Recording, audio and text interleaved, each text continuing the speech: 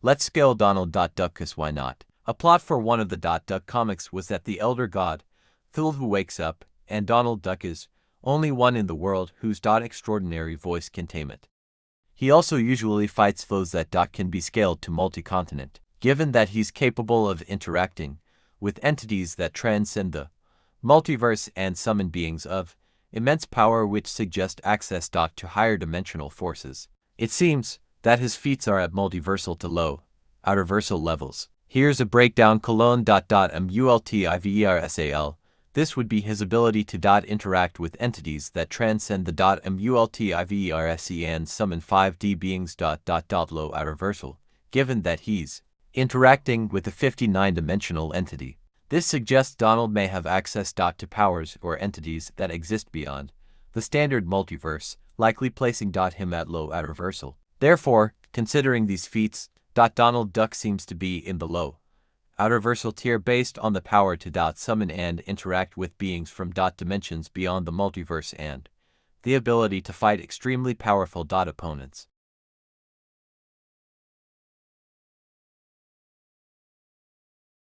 He survived the destruction of the Temple of Mono Capac, most likely multi-continent level feat.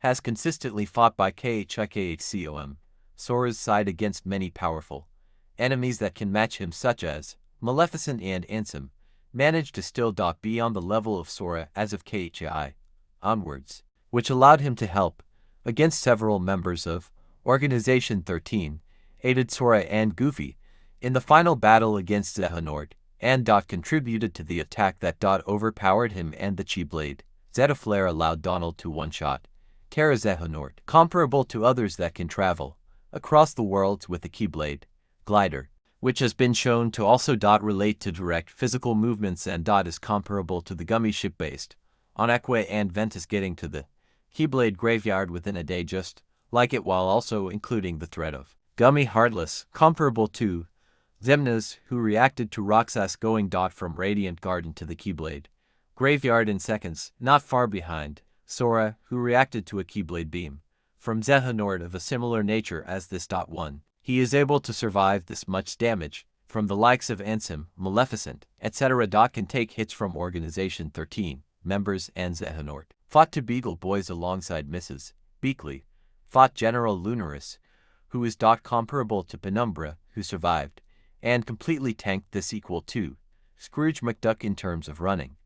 Can literally run up walls. Fought Lunaris, comparable to Della and Gizmo Duke, who have dodged lightning on multiple OCASSIO, and could pick up Huey, Dewey, and Louie altogether. Can break through giant metal objects simply by ramming into them, withstood getting damaged from a hazardous fire trap, as well as a giant casino machine falling on him. So overall, he has fought against foes that are on par with Sora, such as Organization 13 members, Ansem, and Maleficent.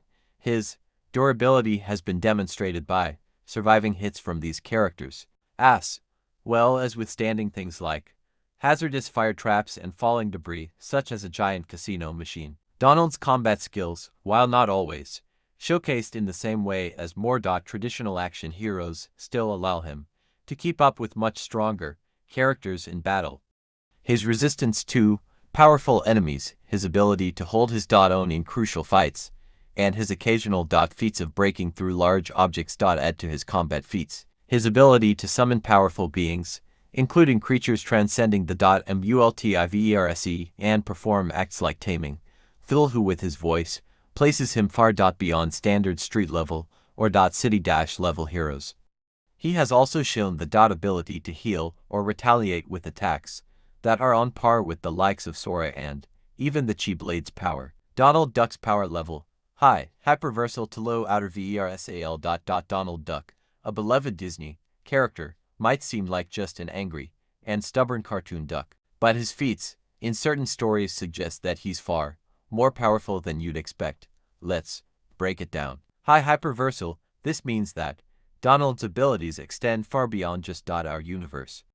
Hyperversal characters can affect multiple realities or entire multiverses.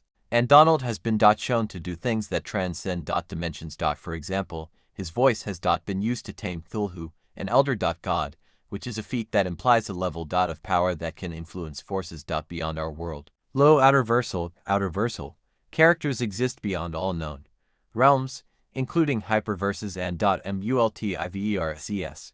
Donald's feats go even further, with powers that can affect or transcend not just multiple dimensions but even higher planes of existence.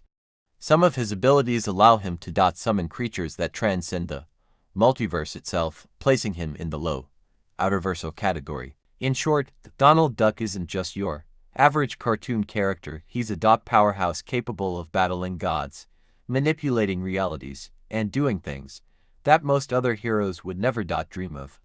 So, when we talk about Donald's power, we're talking about levels of strength that go all the way from high hyperversal to low outerversal.